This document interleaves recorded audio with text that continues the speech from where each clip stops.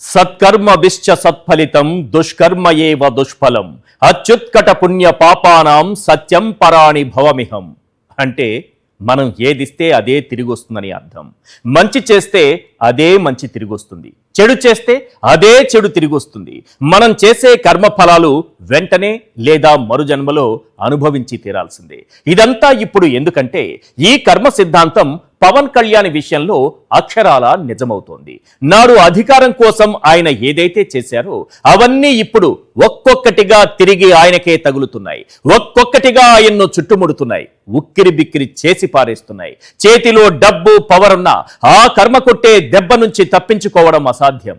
కోడి చెరువు కబ్జా ఆరోపణలు, సుగాలి ప్రీతి కేసును రాజకీయాల కోసం వాడుకున్న విధానం, జగన్ను అరెస్టు చేయించేందుకు అమిత్ షాతో జరిపిన చర్చల భాగోతం, తాను ఏ కులం పేరు చెప్పి అధికారంలోకి వచ్చాడో ఆ కుల నాయకులే చీకొట్టడం, తెలంగాణ ఉద్యమకారులు జర్నలిస్టులు చెప్పులు చూపించి మరి వార్నింగులు ఇవ్వడం, ఇవన్నీ పవన్ కళ్యాణ్ విషయంలో కర్మ రిటర్న్స్ అనడానికి ప్రత్యక్ష సాక్ష్యాలు. ఈ కర్మ సిద్ధాంతం నుంచి తప్పించుకోవడం ఎవరికీ సాధ్యం కాదా? నాకెందుకు ఈ కర్మ అని పవన్ కళ్యాణ్ మదన పడటం మొదలైందా? కర్మ విషయంలో ఆ ఒక్కటి కూడా పూర్తయితే పవన్ కు మిగిలేదే అతఃపాతాళమేనా? Nearly all men can stand adversity, but if you want to test a man's character give him power. America చరిత్రలోనే అత్యంత ప్రజాదరణ పొందిన గొప్ప నాయకుడు, ఆ దేశానికి 16వ అధ్యక్షుడు అబ్రహాం లింకన్ చెప్పిన మాట ఇది. లింకన్ చెప్పిన మాటకు అర్థమేంటో తెలుసా? ఎవరైనా కష్టాలను తట్టుకోగలరు, కానీ ఒకరి వ్యక్తిత్వం పరీక్షించాలంటే వారికి అధికారం ఇవ్వండి అని. ఇది అక్షరాల నిజం. ఒకరి చేతిలో డబ్బు అధికారం ఉన్నప్పుడే అతని నిజ స్వరూపం ఆలోచన విధానం బయటపడుతుంది. అధికారం అనేది ఒక పరీక్ష మాత్రమే కాదు, అది ఒక అద్దం. అది వారిలోని మంచిని లేదా చెడును సమాజానికి స్పష్టంగా చూపిస్తుంది. తన పార్టీని అధికారంలోకి తేవడం సంగతి దేవుడిరుగు. కేవలం తాను ఎమ్మెల్యే అవ్వడం కోసం పవన్ కళ్యాణ్ ఎన్ని జెండాలు పట్టారో, ఎన్ని సిద్ధాంతాలు మార్చారో, ఎందరితో పొత్తులు పెట్టుకున్నారో, ఎందరిని రాజకీయంగా వాడుకున్నారో, ఎన్ని అబద్ధాలు ఎన్నెన్ని ఆరోపణలు చేశారో అందరికీ తెలుసు. తీరా అధికారంలోకి వచ్చాక ఆయన గారి అసలు రంగు అందరికీ అర్థమవుతోంది. పవన్ కళ్యాణ్ నిజ స్వరూపం బయట పెడుతున్న క్రెడిట్ అంతా కర్మ సిద్ధాంతానికే దక్కుతుంది. ఈ 2 ఏళ్ల కాలంలో పవన్ కళ్యాణ్ ను ఆ కర్మ కొట్టిన 6 దెబ్బలేంటో క్లియర్ కట్ గా చూద్దాం. మొదటిది, కోడి కత్తితో మొదలుపెట్టి కోడి చెరువు దాకా. 2019 ఎన్నికలకు ముందు ఎయిర్పోర్ట్ లో నాటి ప్రతిపక్ష నేత వైఎస్ జగన్మోహన్ రెడ్డి మీద ఓ వ్యక్తి కత్తితో దాడి చేశాడు. ఈ ఘటన సంచలనంగా మారింది. చంద్రబాబు అధికారంలో ఉండగా ఓ ప్రతిపక్ష నేతపై, అందులోనూ హై సెక్యూరిటీ ఉండే ఎయిర్పోర్టులో హత్యాయత్నం జరిగితే ఆ ఘటనను చిన్నదిగా చూపించేందుకు కోడి కత్తి అంటూ చంద్రబాబు ఎల్లో మీడియా ప్రచారం చేసింది. అదే విషయాన్ని పవన్ కళ్యాణ్ కూడా కంటిన్యూ చేశారు. ఇప్పుడు ఏమైంది? అదే కోడి కత్తి కోడి చెరువు రూపంలో తిరిగి వచ్చేసింది. కత్తి స్థానంలో చెరువు యాడైంది. అదే కోడి చెరువు కబ్జా. పెద్దిరెడ్డి రామచంద్రారెడ్డి కుటుంబం అటవీ భూములను ఆక్రమించిందని హెలికాప్టర్లో ఏరియల్ సర్వేలు చేస్తూ హడావుడి చేశారు. సరస్వతీ పవర్ భూములపై నానాయాగి చేశారు డీసీఎం పవన్ కళ్యాణ్ గారు. కోడి చెరువు కబ్జాపై మాత్రం నోరు మెదపడం లేదు. తెలంగాణలోని రంగారెడ్డి జిల్లా శంకర్పల్లి మండలం జన్వాడ గ్రామ పరిధిలో ఉన్న కోడి చెరువులో 10 ఎకరాల భూమిని కబ్జా చేశారన్న ఆరోపణలు రీసౌండ్ లో వినిపిస్తున్నాయి. సర్వే నెంబర్ 706లో ఉన్న 10 ఎకరాల భూమి ఎఫ్టీఎల్ పరిధిలో ఉంది. దాని విలువ దాదాపు 500 కోట్లుగా ఉంది. అసలు ఎఫ్టీఎల్ పరిధిలో ఉన్న భూమికి రిజిస్ట్రేషన్ ఎలా సాధ్యమైంది? చెరువు భూమి ఎలా పట్టాగా మారింది? ఈ మ్యాజిక్ వెనుక ఉన్నది కబ్జానే అన్న ఆరోపణలు గట్టిగానే వినిపిస్తున్నాయి. కోడి కత్తి టు కోడి చెరువు కబ్జా. కర్మ కొట్టిన మొదటి దెబ్బ ఇది. ఇక కర్మ కొట్టిన రెండవ దెబ్బ ఏంటో తెలుసా? గులకరాయి టు సైనస్ ఆపరేషన్. అవును, 2019 ఎన్నికల ముందు ప్రతిపక్ష నేతగా ఉన్న జగన్ పై కోడి కత్తితో హత్యా ప్రయత్నం చేశారు. 2024 ఎన్నికలకు ముందు సీఎంగా ఉన్న జగన్ పైన పదునైన రాయితో దాడి చేశారు. ఈ సమయంలో బద్ధ శత్రువైన అయ్యో పాపం అంటాడు, సానుభూతి చూపిస్తాడు. కానీ మన పవన్ కళ్యాణ్ గారు ఏమన్నారో తెలుసా? ఏమో, ఎవరికి తెలుసు. ఆయనే ఇలా తలపై కొట్టేసుకున్నాడేమో, చిన్న గులకరాయి తగిలితే రాష్ట్రం లాడిపోతుందంటూ హేళనగా మాట్లాడారు. ఇప్పుడు ఏపీలో జనాలు హామీలు, కూటమి నేతల అవినీతి, నిత్యావసరాల పెరుగుదలపై నిలదీస్తున్న సమయంలో ముక్కులో పడిశాం.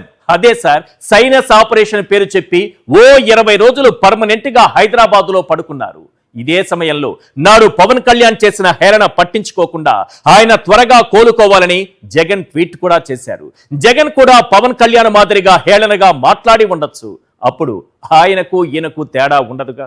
ఎవరి వ్యక్తిత్వం ఏంటో తెలిసేది ఇలాంటి సమయాల్లోనే కదా.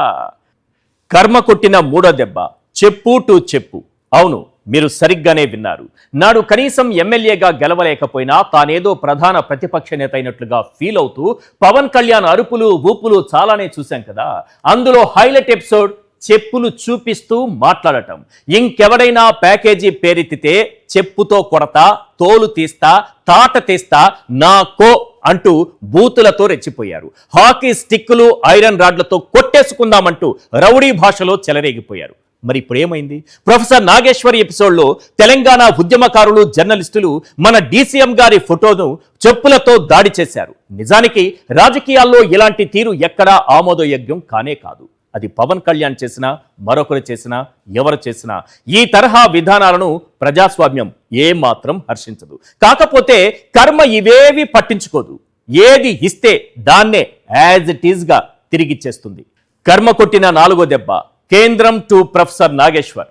ఎన్నికలకు ముందు పవన్ కళ్యాణ్ సోర్స్ అనే పదంతో సంబంధం లేకుండా ఇష్టానుసారంగా ఎన్ని విమర్శలు, ఎన్ని ఆరోపణలు చేశారో చూశాం. 30,000 మంది అమ్మాయిల కిడ్నాప్ నుంచి లేని అవినీతిని అంటగట్టడం వరకు చాలానే చేశారు. ఇక తనకు మోడీ, అమిత్ షాలతో మంచి సాన్నిహిత్యం ఉందని, దాన్ని ఆసరాగా చేసుకుని జగన్ను ఆటాడిస్తానని చాలా సభల్లో చాలాసార్లు చెప్పారు.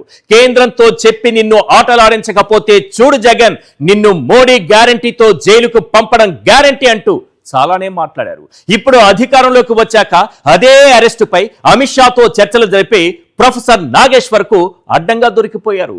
ఈ విషయం బయట పెట్టినందుకు ఆయనపై కేసులు వేయించవచ్చు, అరెస్టులు చేస్తామంటూ భయపెట్టి ఉండొచ్చు, ఆయనపై మాటల దాడి చేసి ఉండొచ్చు, సోషల్ మీడియాలో అత్యంత దారుణంగా ఆయన్ను ట్రోల్ చేయించి ఉండొచ్చు. ఆఖరికి ప్రొఫెసర్ నాగేశ్వర్ తన వ్యాఖ్యలను బేషరతుగా వెనక్కి తీసుకుని ఉండొచ్చు.